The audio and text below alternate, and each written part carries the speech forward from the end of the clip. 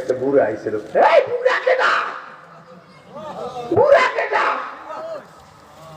একটু পরে তাকায় দেখে কাবা হাতিদের পিছনে দাঁড়ায় দাঁড়ায় মা হাজেরা কাবা ঘরের চৌকার ধরে কাঁদে।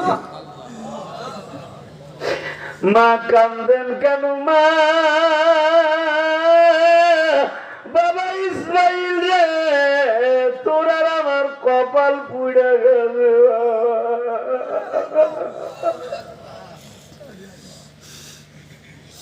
মা কি হয়েছে সোনার মা?